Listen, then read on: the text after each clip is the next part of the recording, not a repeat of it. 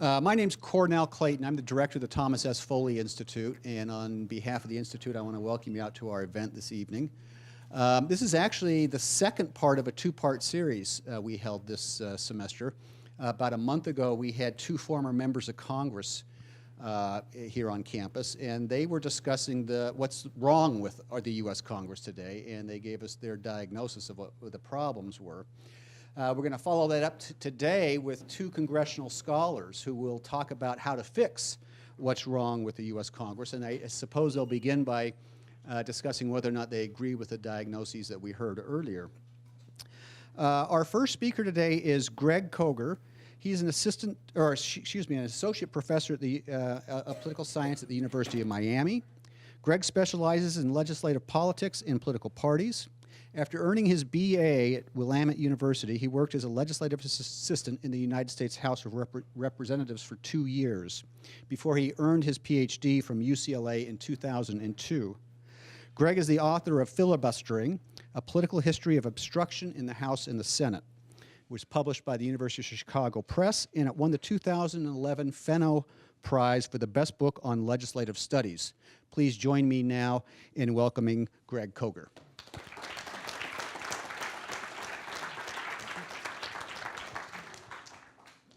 Good afternoon, and thank you all for coming. Thank you to the Foley Institute for having us. Let me start with a confession. When I'm not giving lectures, I'm a professor at teaching classes, and I hate to grade. It is the worst part of the job, and I think 99% of professors would say the same thing. But when I have a stack of blue books, I grade them because it's my job. And if I didn't do that very essential part of my job, I would get in trouble. And if I kept on not doing this very essential part of my job, I would eventually get fired. We're here today because we're talking about an institution that just doesn't do its job. And yet, curiously, the members of Congress keep getting reelected. And that's the puzzle we're going to try to unravel and perhaps even fix today.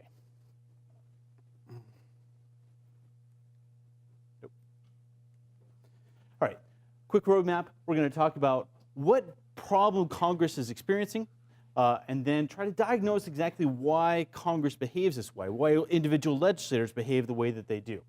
And then ever so briefly, because by then I'll be out of time, I'll give some suggestions about how Congress could be better. Jobs of Congress. First, what we expect Congress to do is to represent public opinion. You elect members of the House of Representatives and members of the Senate from your state or your district. And the idea is that they go to Congress and they speak for you. They tell the other members of Congress what life is like in Eastern Washington or Washington State or wherever you're from. And so part of their job is to deliberate.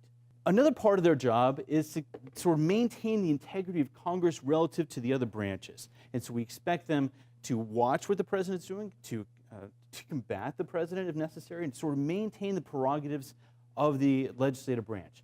And we expect them to do the same with the judicial branch, to make sure that the Supreme Court, the court system, is not treading upon the legislative role of Congress. Last, and most important, we expect Congress to actually face the major public policy problems that we face, that we are experiencing, by enacting laws.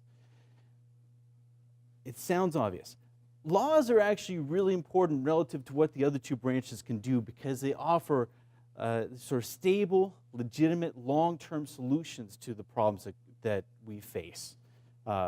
There's something about the process of having Congress, a popularly elected institution, solve our problems in an open way that makes those solutions a little bit more acceptable to all of us. And the founders of this country expected Congress to be the most important branch. There's a reason that Congress is provided for in Article 1 of the Constitution, because it's most important. This shows just the distribution of words in the Constitution. 52% of the words in the Constitution are in Article 1. They're talking about Congress and legislative powers.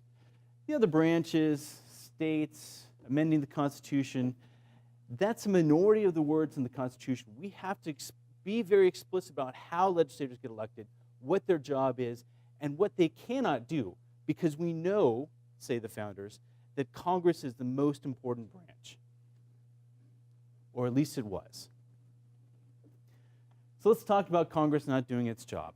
I don't like to grade, but I grade because I don't want to get fired. Congress doesn't like to, in this case, Congress doesn't like to be popular. So one measure of the extent to which Congress is experiencing sort of an institutional failure, a collective failure, is that the public, having watched what they do, says, you guys are bad.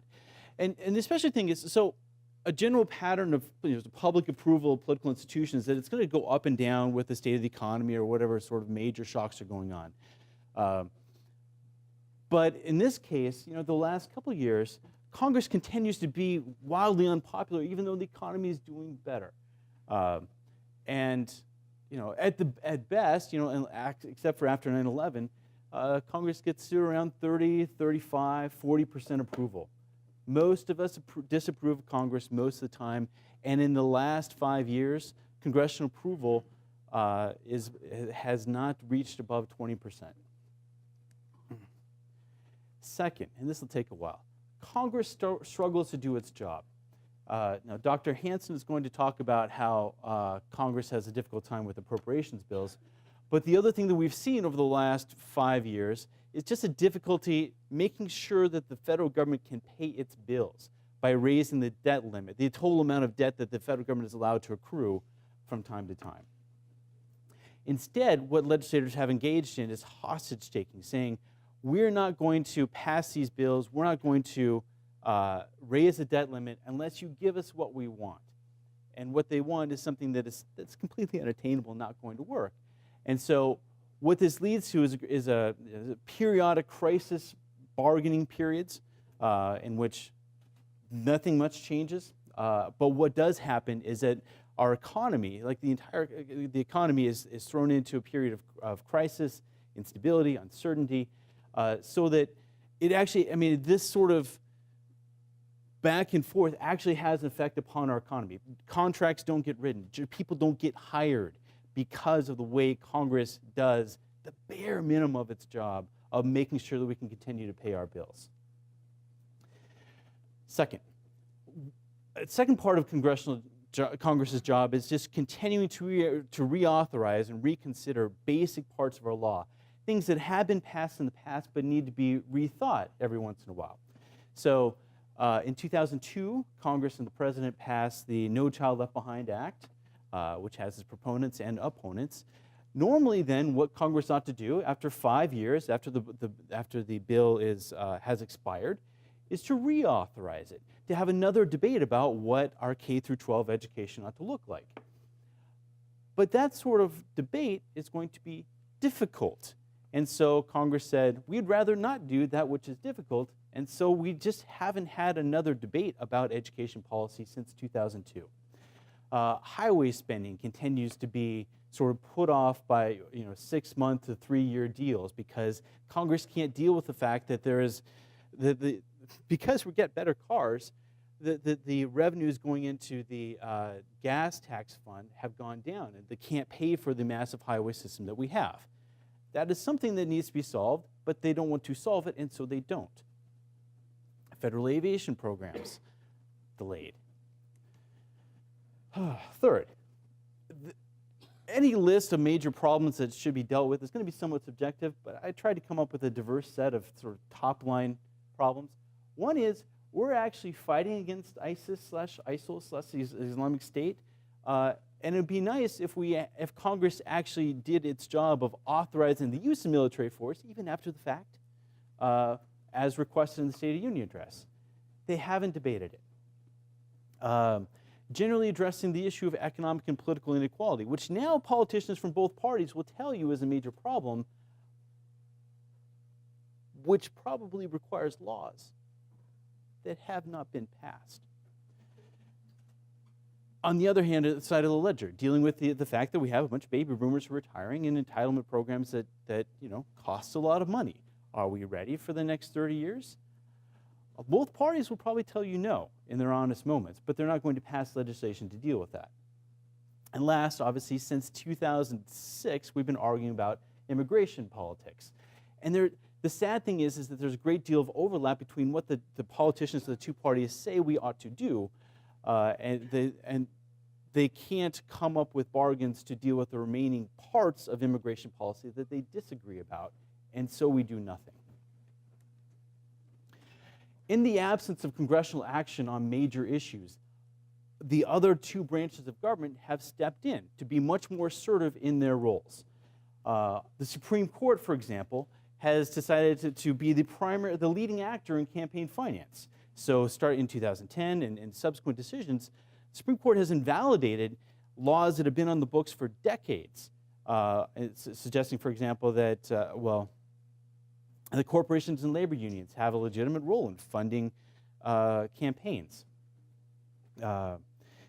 Second, a second example is that the Supreme Court invalidated a section of the Voting Rights Act of 1965, saying, well, it's not fair that you've identified certain southern states as needing extra attention from the federal government. And so that's invalid.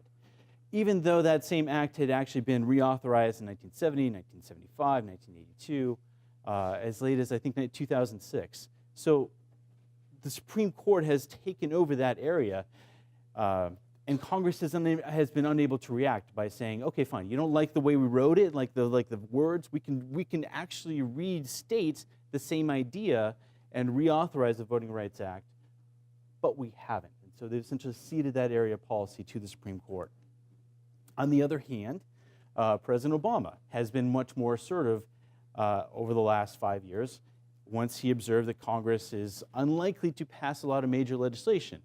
And before him, actually, during George W. Bush's presidency, Bush was much more assertive about using what are known as presidential signing statements, which is when the president signs a law and then says, oh, but there are parts of this law that I don't like. I don't think that they are constitutional, and so I don't want my agencies to enforce them. An assertive Congress that maintains its constitutional role would not accept that. But the Congress we have found no way to fight back against it. Again, in foreign policy, what we've seen in recent years is a president who's much more assertive in doing what he thinks is best with a minimal amount of input from Congress. And then most obviously in November 2014, President Obama, after trying to persuade Congress to pass some sort of immigration overhaul, finally gave up and enacted his own set of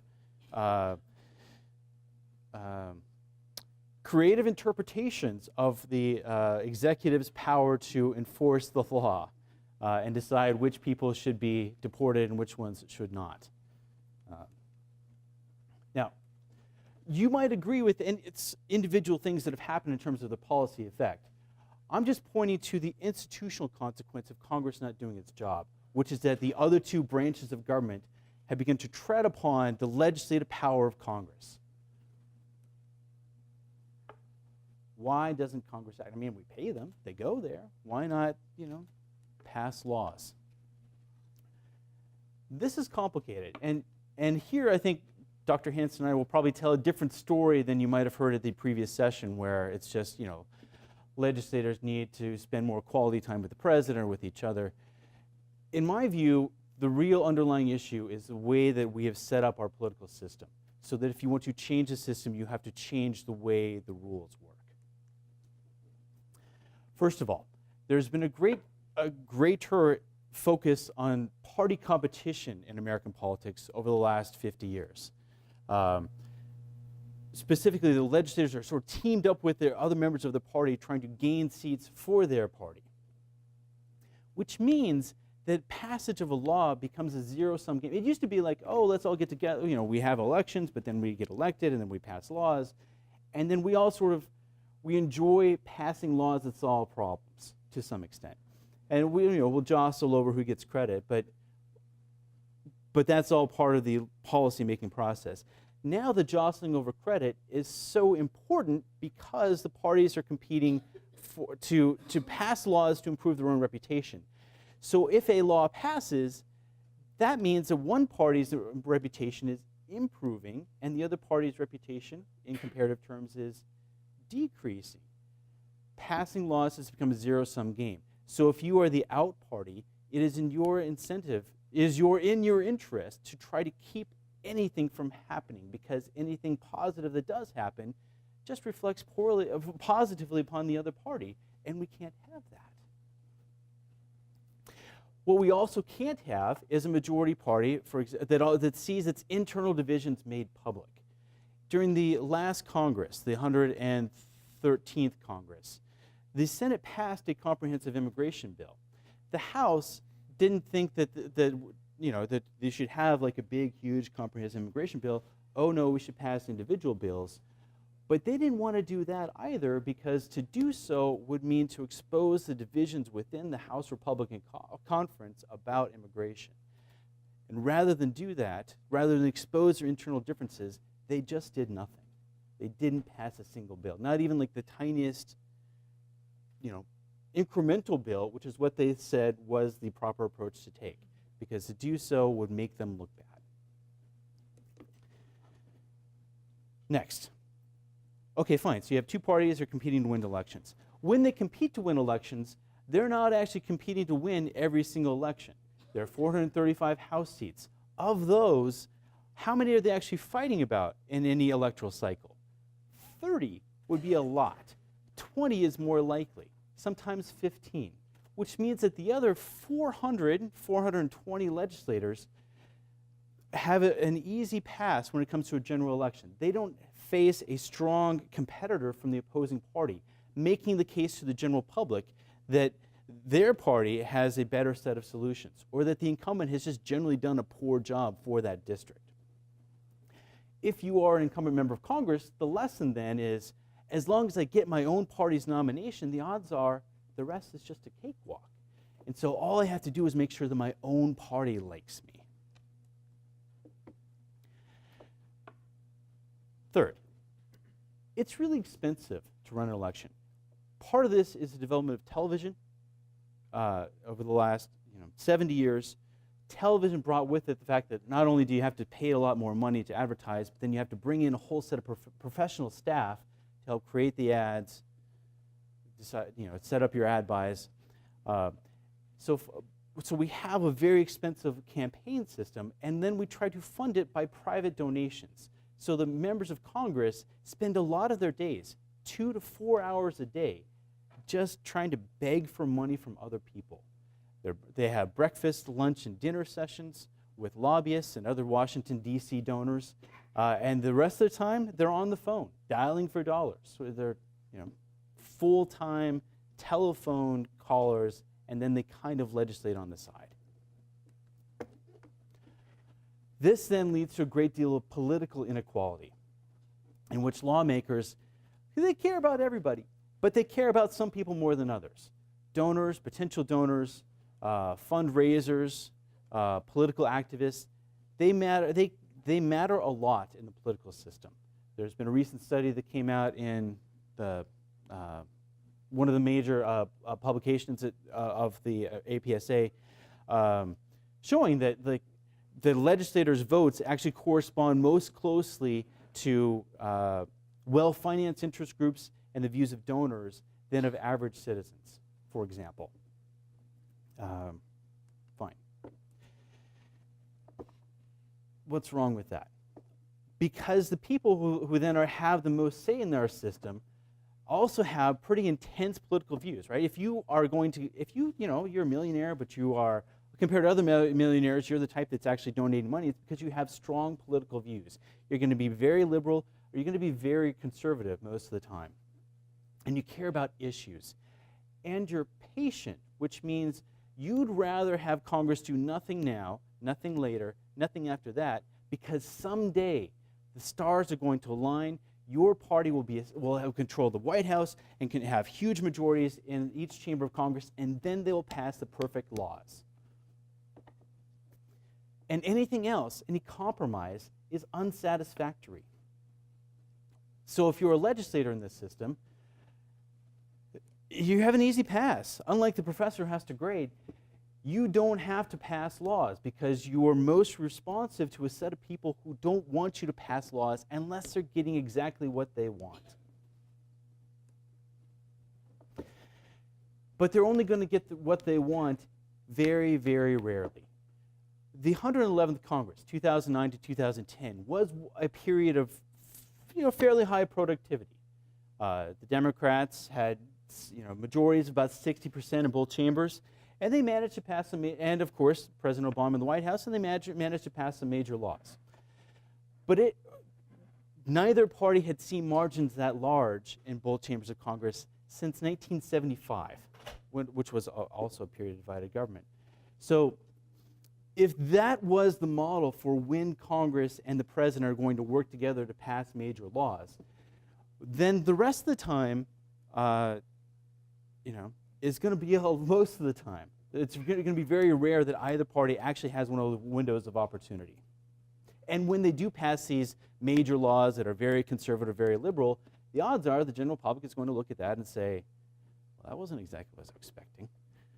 And then that party will be fairly unsuccessful in the next election. Okay, I'm probably out of time. But I have two slides about solutions. One is, again, unlike perhaps your previous speakers, my view is you have to focus on the rules of the game. If you got rid of every single member of Congress and replaced them, you wouldn't actually solve the problems that Congress faces. Within a couple weeks to a couple years, they figure out the incentives in this system and begin to play the game exactly the same way. Nor can you have, and a lot of times when people are trying to propose solutions, they have sort of very quick fix solutions, like, I don't like them when they do this, and then you try to ban it. Instead, you should try to come up with solutions that actually change the incentives that legislators face so that they want to do a good job for you. Quick fixes, quick list of fixes. One is real campaign finance reform. Not just because we're afraid that legislators are going to be corrupted by money, which was the way that Supreme Court cases have focused on the issue in the past, but because we care about the inequality of citizens that is generated by a system that runs on private donations. And because we care about the fact that legislators are now full-time fundraisers and part-time lawmakers. Second, decentralize the agenda-setting system so that you don't have a party leader or two party leaders in both chambers that decide which laws come up or not, because that has become a major stopping point in the lawmaking process. And third, my actual area of expertise, make it more difficult to filibuster in the Senate. I still actually think that people should be able to filibuster in the Senate, but it should be more difficult so that a senator who is slowing up the legislative process should have to invest a great deal of time, effort, and political capital in the exercise. All right, that's it. Thank you.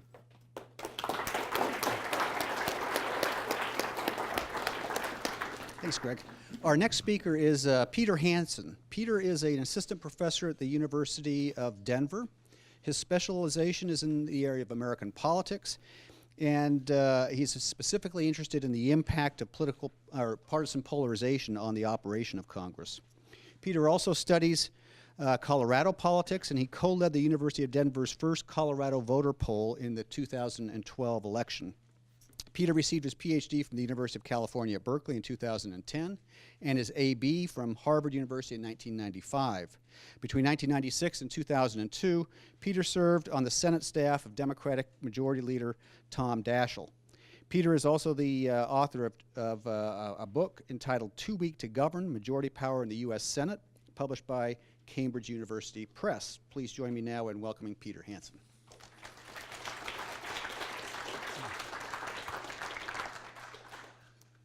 Thanks, everyone. It's a great pleasure to be here. I want to thank Cornell Clayton and the Foley Institute for having Greg and I out today. Topic is how to fix Congress, and I'm delighted to let you know that if you turn on C-SPAN at 5 o'clock today after our talk, everything's going to be great. Be running smoothly, and so we're looking forward to that. I'm going to focus on one part of Congress. I'm going to focus on the federal budget, and I'm going to focus on that because It's the one thing Congress has to do every year. If they don't pass the budget, the government shuts down. If they don't pass the budget, soldiers don't get paid, student loans don't get funded, scientific research doesn't get funded. And this is one example of an area in which Congress is failing dramatically. And there's also some things I think we can do concretely here to fix the problem. Specifically, I want to talk about the annual appropriations process. If you want an example of breakdown, this is where it's happened. So essentially, Congress is supposed to pass 12 bills every year that fund the entire discretionary portion of the federal budget. That's all the kind of stuff I just mentioned, from defense spending to educational spending. Well, in 2014, the Senate, for example, did not debate a single one of those bills on the Senate floor. They instead passed a $1 trillion budget package. They called it the Cromnibus. And not a single senator had a single opportunity to offer an amendment to that package. So a $1 trillion bill, all discretionary funding for the federal government, and no senator had a chance to amend that bill. That kind of practice is now routine. And that in particular is what I'm going to offer some solutions to today. I want to talk about how to get our budget process back on track. Now, along with those packages, there's an example of one you see on your screen. These packages are thousands of pages long. Ronald Reagan once held one up in a State of the Union address, and it was so heavy that when he tried to set it down on his lectern, apparently he sprained his finger because the package was so heavy. But along with these kind of bills, we're seeing other kinds of disarray in the budget. So for example, government shutdowns that disrupt the lives of the American people. Late budgets are routine. This is something I think we can successfully get back on track.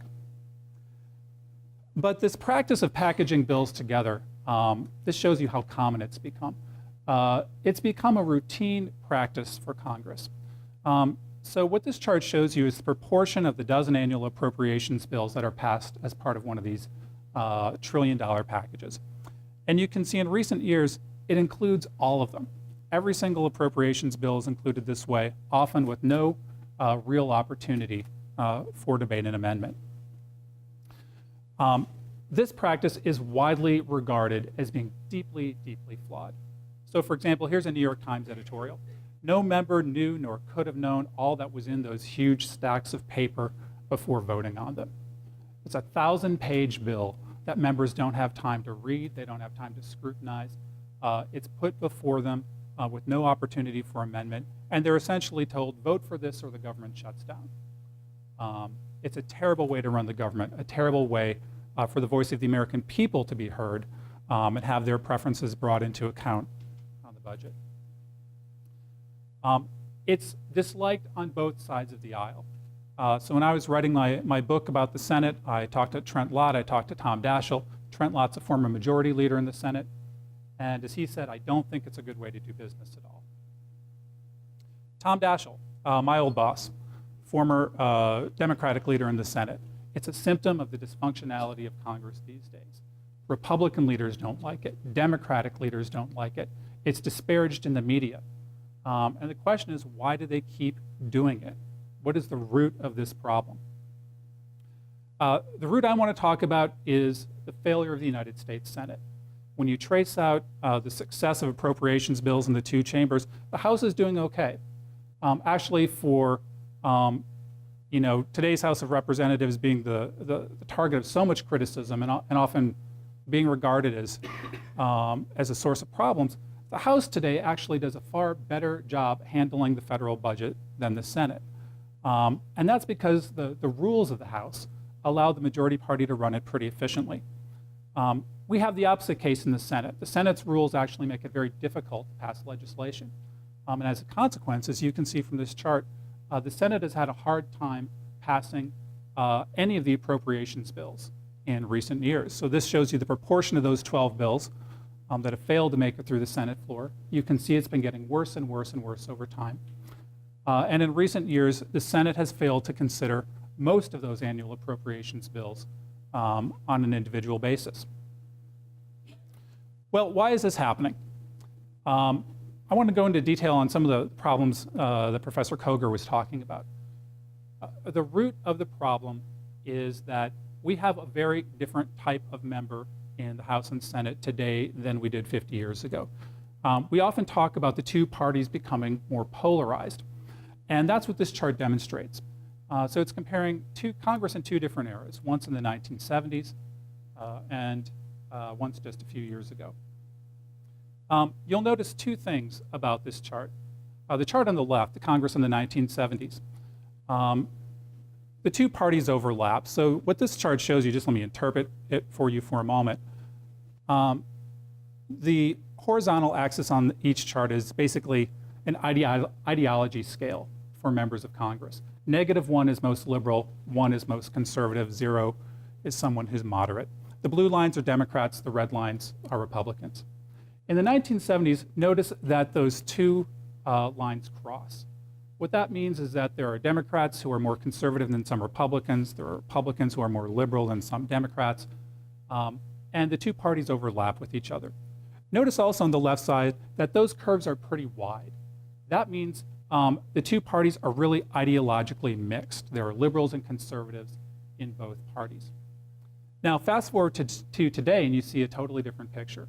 The two parties don't overlap whatsoever. There is no Republican who is more liberal than a Democrat. There is no Democrat who is more conservative than a Republican. And notice also that those two curves have become very narrow, and they've become very tall. That means that the parties are now very homogeneous. They are ideologically much more similar. Those members are much more similar with each other than they would have been in the past. Well, what happens in this new kind of environment? I want to give you an example. This is a case study that comes out of my book. And the example illustrates the following problem. The United States Senate is distinct because it has two rules that distinguish the way it runs. The first is that there is the right to unlimited debate. Any member can talk for as long as they want, unless you can round up 60 votes in the chamber to stop that.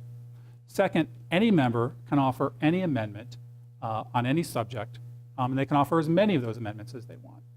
Now, these rules are supposed to make debate easy. They are supposed to create what the Senate has historically called itself, which is the world's greatest deliberative body. In practice, what they mean is that the only way the Senate can operate is by consensus, by accommodation. The majority party has to work with the minority party, and when they accommodate each other, then they can pass legislation. The challenge we have is that in today's polarized environment, reaching those accommodations has grown increasingly difficult. It's not that the parties are being disagreeable. The parties genuinely disagree. Bridging that gap has become much, much harder. And what's especially challenging is that the roots of that disagreement are not something we can wave away. So when I showed you those curves that have changed over time, how the parties have moved farther apart, that is the result of deep-rooted societal changes that have unfolded over decades. Right? So one of the reasons the Democratic Party was more ideologically mixed in the past was a legacy of the Civil War. The South used to be entirely Democratic but deeply conservative because the Republican Party was the party of Lincoln. And no Republican could win in the South. And so back during FDR's era, the New Deal coalition was built on a deeply conservative but democratic South and a more liberal Northern Democratic Party. So you had these odd ideological bedfellows in the same party. Well, that coalition fell apart in the 1960s for a lot of different reasons, because Northerners moved down south because of the civil rights movement and how it broke up the Democratic coalition. We can't recreate that. We can't put the genie back in the bottle somehow, and I don't think anybody today would try and recreate that old Democratic Party. So we're living in an environment in which the two parties have become very homogenous, in which conservatives have found their way to the Republican Party and Democrats have found and liberals have found their way to the Democratic Party. That's just the world we live in. And in that world, it's very hard for the two parties to reach accommodation and very hard to run the Senate. So let me give you an example of what happens when the majority party brings budget bills to the floor. This is in 2003. And Bill Frist, who was a new Republican leader at that time, did what he told he was supposed to do. He brought 12 spending bills to the floor for debate, votes. And in today's highly polarized environment, what happened was he had the living daylights beat out of him by the Democrats. They offered amendments on every subject under the sun. They forced Republicans to take politically painful votes.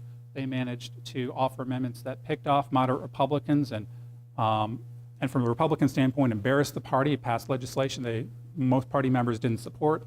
They filibustered one bill. The net result was a disaster for the majority party, that they felt they'd lost control of the floor. Their members had cast politically painful votes. And they learned from this. What they learned was, in the words of one staff member I interviewed, there's an easier way to do this. We're just not bringing these bills to the floor anymore. We're going to break the old budget process, and we're going to replace it with the one I've described. We're going to package all these bills together instead and bring them to the floor under circumstances where no one really has a chance to read the bill or debate it and vote on it, and we're just going to push it through, and that's how we're going to pass a $1 trillion budget. So that year, Bill Frist took 7 of those 13 bills. It was 13 at that time. He didn't bother to bring them to the floor under the traditional process. He created one of these omnibus packages, and he created it in conference, which is supposed to be the final stages of negotiating a bill. And what's distinguishing about conference is you can't amend those packages when they come to the floor of each chamber. So he brought this bill to the floor of the Senate. No senator had a chance to amend that package. And the number of votes on amendments in the Senate dropped from 357 from the year before to just 35. So in other words, the rank and file members of the Senate were just pushed out of lawmaking, in part because the Senate lacked any ability to control debate. Sort of all or nothing in the Senate. If you bring a bill to the floor, you have a quagmire. If you avoid the floor, then you have a $1 trillion budget being passed with really no member having a chance to debate or amend it. Well, how do we fix this? I was in Washington a couple of weeks ago talking to policymakers who were asking that question. And what's interesting is those policymakers, they want some kind of panacea, right? They want, quote, the solution that's going to fix everything. And we don't have it. It doesn't exist. What we can do is offer some policies that will help. But a democracy is a continual work in progress. There is no single best way to set up our system. Every way we do it will have flaws. And so I want to talk about some potential solutions here and why I think they'll work. And I want to talk about an important caveat. So you see I have a quote from James Madison up here on the screen. You'll recognize it's from Federalist 51. Madison was saying, when we designed the American government, we separated power between the branches so that ambition would be made to counteract ambition. In other words, we would harness this sort of negative component of human nature, the desire of people for power, and we would use it for good, right? We would hitch our government to that ambition, and we'd set our branches against each other to protect liberty. Right? Well, we need to be thinking the same way today. You can't stand outside Congress as some kind of good government reformer and tell Congress to take their medicine, tell them to do what's good for them. They'll just ignore you, right? It won't work. Instead, what you need to do is harness your reforms to their re-election interest. So it is a standard assumption in studies of Congress that members want to win re-election. They want to win their seat again. And they will do what it takes in order to win that seat. They will take actions that are in that interest. Well, we need to find reforms that hitch onto that re-election interest. We need to let them do the work for us. So I want to talk about some reforms that I think meet that prescription. First, I agree with Professor Koger, although I think I'd actually go a little farther than him. I think we need to abolish the filibuster for appropriations bills. The evidence on this point is overwhelming. The existence of the filibuster in the Senate makes it impossible for the majority party to manage debate on the Senate floor. What happens today when the majority brings bills to the Senate floor is that they step into a quagmire that they are desperate to avoid. This is an incredible irony. The filibuster is designed to protect debate in the Senate. Instead, what it does is create unmanageable debate. And it's debate that's so unmanageable that the majority party will do whatever it takes to avoid it. Actually, if we made the Senate more majoritarian, if we got rid of the filibuster, the majority party would have the tools it needs to manage debate. It could do exactly what the House of Representatives does. So the House right now, this is the chamber where the majority party is supposed to rule it with an iron fist, right? The minority's under their thumb. That's how the rules are set up. But in the House, because they can control debate, They bring appropriations bills to the floor under what's called an open rule. Both parties offer amendments. Both parties get a vote, and they have a vibrant debate. So even though the Senate is supposed to be the world's greatest deliberative body, the rules which are designed to protect that have actually led debate to be destroyed. Where in the House, where the majority party has more of an ability to manage debate and head off problems, we actually have a flourishing debate. So I think we need to create in the Senate what we see in the House today. By abolishing the filibuster, I think we could do that. Let me give you an example of why the filibuster is such a problem. I've taken those curves I showed you before and I've squashed them into a line. Each one of those dots represents a US senator. The gray line is what it would take to get 51 votes moving from the left to the right, counting up those senators. The dotted gray line is what it would take to get 60 votes to kill a filibuster in the Senate. In the 70s, that ideological distance was really small. If you needed to go make a deal with that 60th voter to kill a filibuster, it wouldn't be a very difficult deal to make because there wasn't a large ideological gap to bridge. Today, that ideological gap has grown immense. Those deals are hard to reach because those members are genuinely far apart. We can't wave this away. We can't pretend it's going to disappear in the next 5 years. This is baked into the cake for the right now. And so what we need to do is design a Senate that can live within these kind of constraints and can function within these kind of constraints. And a more majoritarian Senate, I think, would do that. Reform number two. I'm going to propose reforms that are going to sound deeply unpopular, in part because I think things we've tried to do to improve Congress have actually made it worse. I think we should reestablish earmarking. Here's my favorite example of an earmark. It is the Ted Stevens International Airport up in Anchorage. Ted Stevens was famous for sprinkling earmarks throughout the state of Alaska. Earmarks have a bad name because people view them as equivalent to waste. What people don't understand is that putting these little projects in bills makes it very easy for leaders to build coalitions to pass those bills. So by adding some earmarks, which in dollar amounts actually amount to a sliver of the federal budget, you allow leaders to put together coalitions that allow them to pass legislation. You give them a vital tool they need to run each chamber. And the irony here is, even though earmarks are unpopular because people think they're wasteful, you're not increasing aggregate spending at all, right? There will already be a program, such as say a $100 million program to provide grants to police departments to buy equipment. When Congress earmarks money, it just takes that program, which already exists, that money's already going to be spent by the executive branch, and it just carves it up. And Congress sets aside some money as it sees fit. So that money's going to be spent one way or the other. It's either going to be spent by the executive branch or by Congress, and Congress has the power of the purse.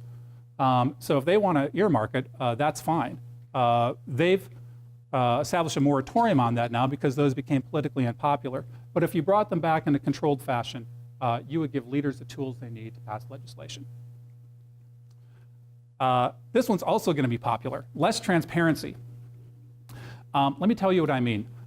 In the past, it was a practice where a chamber might report a total vote tally instead of the vote of an individual member. What that meant was you didn't really know how your member had voted. And we got rid of that practice because people said, it is our right to know how our member voted because we want to hold them accountable. And that worked. We now know exactly how members vote. We know the positions they take. And what that means is if they budge from those positions one iota, they get punished by interest groups, or they are afraid they're going to be unseated in a primary, and they have no room to maneuver. So when I was thinking, well, what might make a little bit of difference here, maybe make it easier to pass the budget in Congress, I thought, what if we went back to that old system of just reporting tallies? Members would have a little bit of that pressure eased off. Right? It's great to know what our members are doing, but if they're constantly in that spotlight, if every single move they make is under scrutiny, if any movement from the party orthodoxy is immediately criticized, immediately the subject of television ads, then they can't compromise. Right? They can't make deals. They can't do those things we're asking them to do. So this is one way I think we could actually give them a little more maneuvering room. So those are three ideas that I'll put out for you to think about. I think I'll stop there, Cornell, and we can turn to discussion. Great, thank you.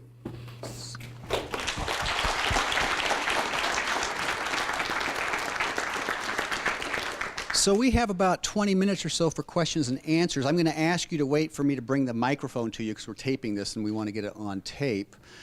So just raise your hand. I'll bring the microphone to you. Perhaps as people are thinking of their questions, I'll get us started by asking a quick question. And that is, both of you have sort of given us the same diagnosis, and that is that our political parties have increasingly become sort of like parliamentary style parties. And they're still operating within the context of a non-parliamentary system of rules in Congress. And so your prescription is that we should change the rules of Congress so it becomes more majoritarian and like the parties that inhabit it.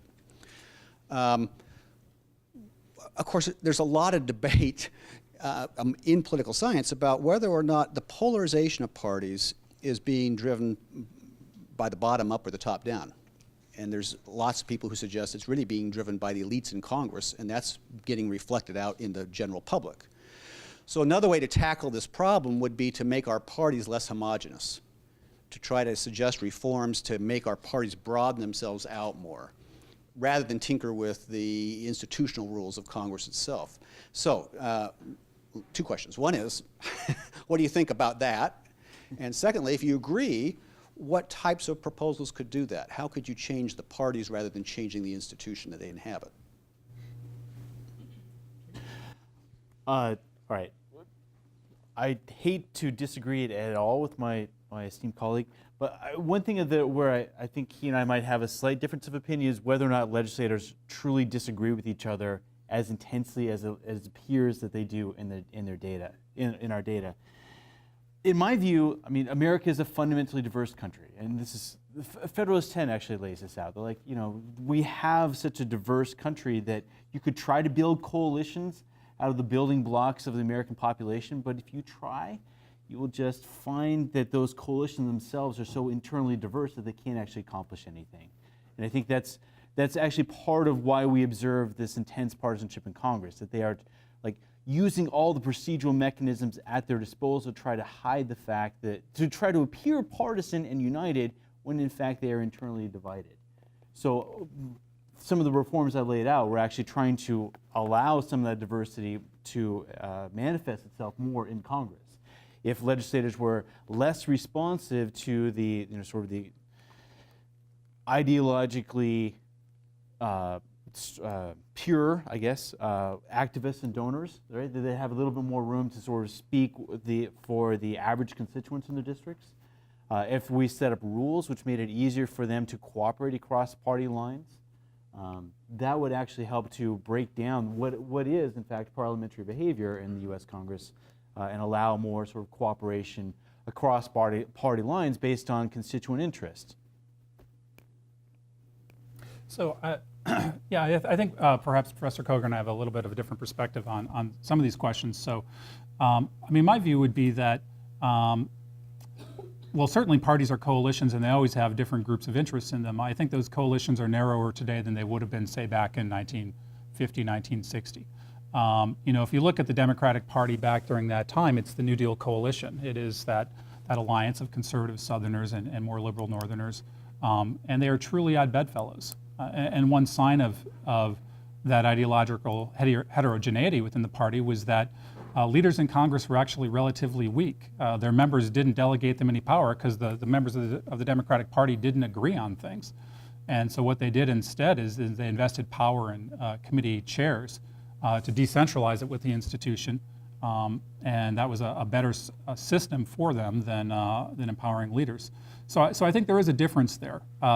I mean, my view is that, Cornell, to get back to your original question, is that these changes are being largely driven from the bottom up. I mean, I think there is a mutually reinforcing aspect to them.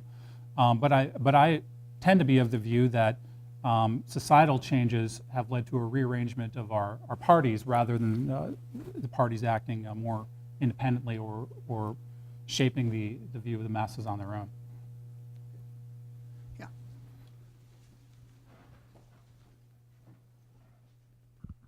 I sort of following up the question. I'm wondering if there are any positive implications of party polarizations.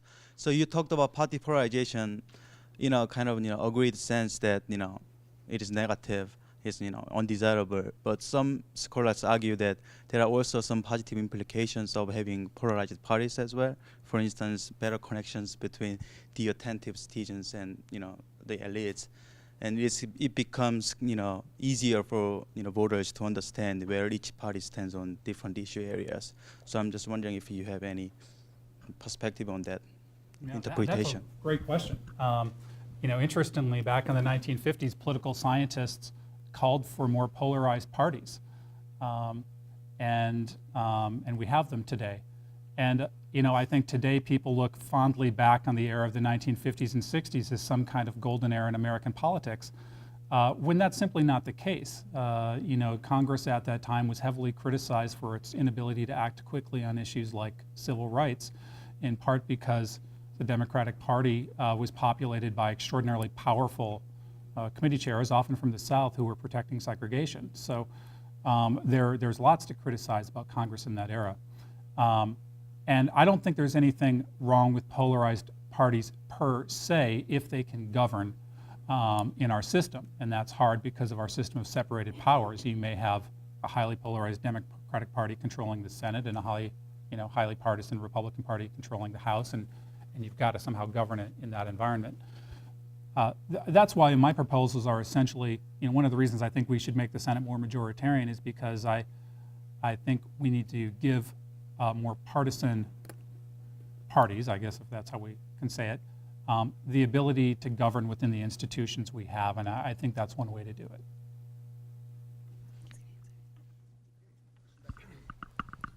I have a question for Professor Koger. Your first solution, you mentioned real campaign finance, and I was wondering, how would that exclude any special interest groups from donating to a party, and how would that deal with the transparency problem that Professor Hanson alluded to in regards to special interest groups withdrawing their donations if a senator voted a certain way?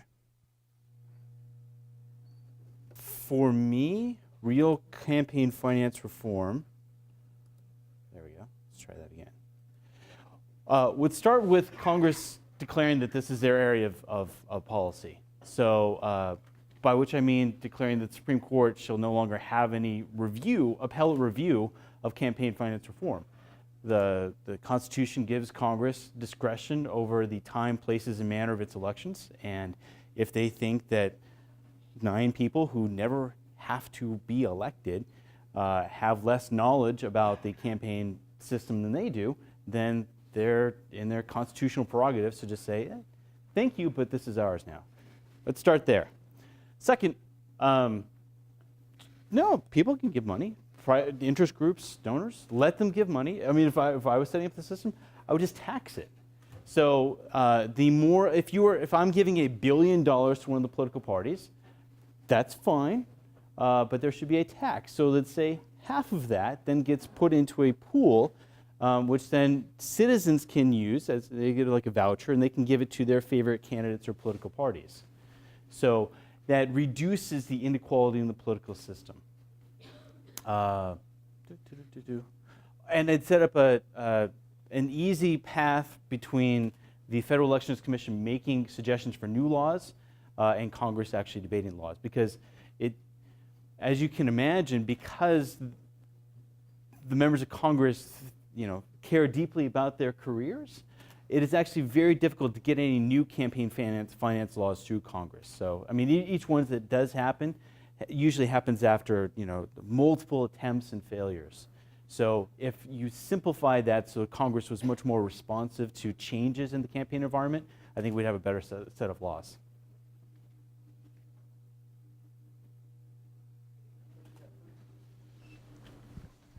Yeah, both of you sort of stated that a more bipartisan legislator really is the goal here. So would you say that the recent bipartisan efforts by the legislator, like the Keystone Pipeline, is an effort to satisfy scholars like yourself who say that's the goal and to give more of a PR firm, or is it more of a shift back to the actual ideology of what a legislator is supposed to be? I mean, it's sort of interestingly, I'm not really advocating for more bipartisanship. My position is that that's hard to come by in today's environment, and we need to let the majority, whichever party that is, govern. I think we often hold up bipartisanship as this this, wonderful unicorn that we're all chasing, and it's not very easy to come by. And we had a president who came in vowing to reach across the party aisle, and he faced implacable opposition. So my view is we're in a polarized era. Let the majorities govern. Ideally, you like to think of everybody sort of getting together and having a kumbaya moment and deciding what policy is best for the country. I think realistically, a lot of the bipartisanship we've seen, during the partisan era since say 1980, it actually looks a bit more like the Keystone Pipeline, where we're talking about one party that's pushing an idea, but members of the other party saying, you know what, actually that's pretty good for my constituency, so I'm going to go along with that. Ideally, you want everybody to come together and pass great policy bills that everyone agrees upon.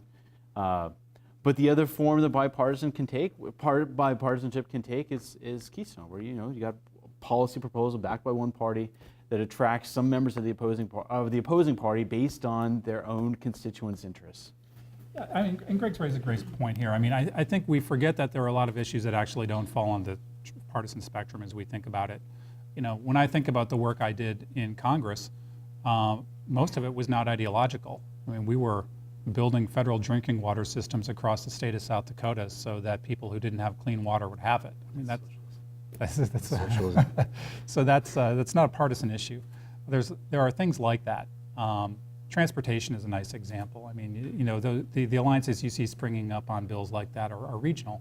Or agricultural bills are, that cuts across party lines, and you've got interests based on, or alliances based on people's economic interests. So I don't want to suggest that somehow that's all gone. But I do think on issues on which there are clear partisan divisions, it's just less likely that we see accommodation on those issues. I think that's gotten harder to reach, and so. When those kind of issues emerge, I think we should let an elected majority make its decision and ultimately be held accountable for it at the polls. So I actually have two questions. The first question comes from the slide up there, and just kind of looking in a historical perspective over the Supreme Court. The Supreme Court has really been active in electoral politics, at least in its early history. It's kind of stepped away from being involved, but one person, one vote, or following that in history has really come from the Supreme Court. So, isn't exempting the Supreme Court from having that appellate jurisdiction allowing the Supreme Court to really succumb to special interests? And then my second question is for both of you, and that is, can a factor for the polarization be due to a decline in trust that comes from a result of constituents demanding their representatives to have to come back to their district every single weekend, so they're not able to actually interact with one another? By itself, yes. If you exempted a set of laws from the Supreme Court's jurisdiction, then you would be having, a public lawmaking process that could be influenced by special interests, as opposed to a less public judicial process that might be influenced by special interests.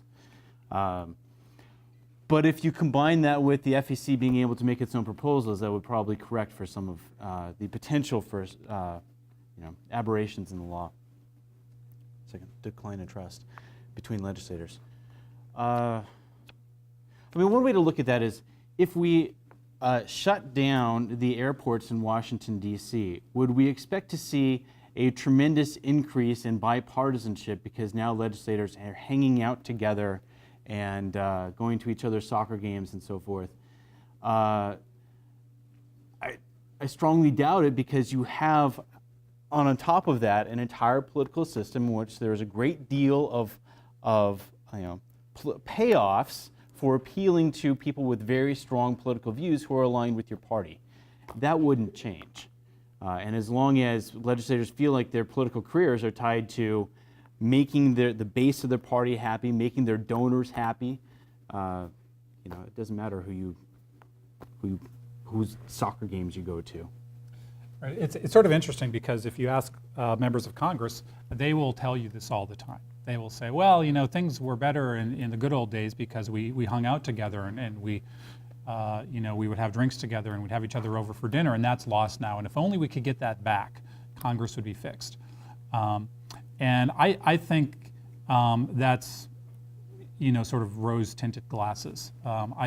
In some ways, we have to remember, members of Congress are trapped in this polarized world just as we all are. And they don't necessarily know what's causing it. They don't have the bird's eye view that tells them that. They just know what they see every day. Political scientists have long debates over what's causing our polarized political system. We disagree about it. So the notion that a member of Congress whose days are filled with meeting with constituents and votes has some special insight into what this big societal change is being caused by, I think is not accurate. So let me just give you a quick example. Professor Koger mentioned in his talk that most of our House districts are now pretty homogenous. They're not competitive. So, some 400 of those seats are just not up for grabs. Well, members of Congress will say, well, that's because of gerrymandering, such and such. We also know that that's not accurate. Most studies have shown that gerrymandering is not causing these districts to be homogenous. Instead, it's things like residential patterns, the way Americans choose to live. I'm from Denver. We have a perfectly normal congressional district that is 80% Democratic because that reflects the people who live there. It's not a gerrymandered district. That is our residential pattern. So if you are coming from a lopsided political district where your voters are sending you a pretty clear message and you will be challenged in a primary if you stray from that message, your negotiating room is pretty minimal. And so it's not going to matter if you spend more time with somebody else. You'll get together for dinner and you'll have the same disagreements that you had before dinner, because those disagreements are fundamentally being driven, I think, by the electoral system underneath them. I mean, they do have personal interaction. They have prayer meetings together. They are in congressional caucuses together based on other issues. There's a congressional wheat caucus, and people from both parties get together and they, I guess, talk about wheat. In some forms of legislative behavior, they actually cooperate across party lines. So they co-sponsor each other's bills. They'll work together to lobby for grants, like pork projects back in the day. It's just that bipartisan cooperation stops at some point in the legislative process. You don't see it on the floor. You don't see it when they vote together, because after a certain point, it's no longer in their interest as groups to allow that cooperation to be visible. Yes. I have a question directed for Professor Hanson. In your slides, you mentioned Reform 3 as less transparency as a possible solution for Congress fixing some of its issues. Now, aren't you worried about less transparency within Congress creating some mistrust with their constituents and their districts? Yeah, that's, I think you're right that there would be skepticism. I'm not sure that this reform is politically viable at all for exactly that reason. We're demanding more transparency from our members of Congress, and they're offering more. They're tweeting things out constantly. They're themselves demanding that everybody turn over every scrap of information about themselves. Hillary Clinton's emails, right, all need to be turned over. But I think there's a lot of evidence that what happens in that kind of environment is you take away the maneuvering room those members need to make a deal. Right? If we can scrutinize them every moment, we know everything they say because it's broadcast on C-SPAN and tweeted out immediately, we know every vote they take, then what that means is the more politically extreme elements of our system can immediately go into action anytime somebody strays from the party orthodoxy. And so there's a number of political scientists who have suggested that this actually makes it very hard to make deals. So yeah, I think they would take some flack for that. I said reforms have to be compatible with their re-election interest, and of the three I mentioned, that's the most questionable in that regard. But I do think it would help. I think it would give them a little more flexibility than they have today. So this kind of piggybacks off the last question. So as both of you suggested, some of these changes to, like, as you call them, the rules of the game, they'd be kind of unpopular, like the one previously mentioned. How would you help incentivize lawmakers to make these changes, considering they might not be popular for their constituents? That's the perfect question. I mean, that's that's the big question. So, I mean, I actually think the first two I described are quite compatible with the reelection interests of members. First of all, senators themselves already took a step toward reforming the filibuster in 2013 by removing it for judicial nominations and other executive appointments. And they did that because they were frustrated and they felt they weren't able to respond to the desires of their voters as they understood them. The net effect of that action was they became incredibly productive confirming judicial nominees. So I actually think a lot of senators would view this change as being favorable to them, and it wouldn't surprise me if in the next 5 years we saw them continuing to chip away at the filibuster. Earmarks were always regarded as being a member's reelection interest until about the last 5 years when the tide on that turned. And I think that tide can shift again with argument. But I think you're right on the transparency. That's the most questionable of them. I think voters will be pretty intolerant of that, and it's hard to make the case to voters that they should know a little less about what their members are doing. I think voters will be pretty skeptical of that. Yeah, following up on that, I should actually mention that the Foley Institute itself was the beneficiary of an earmark. So if you like the if you like the Foley Institute, you can't hate every single earmark. There's no way this would pass in public view. I mean, as Dr. Hanson suggests, I mean, the day this actually was scheduled for the floor, every single phone in Congress would light up with angry people who like the system the way it is. So you'd have to slip it through really quietly. You'd have to convince a majority of legislators that they'd be much better off in this system than under the current system. And actually, the more that the current system disintegrates and every last shred of regulation of campaign finance is taken away, the more this sounds good.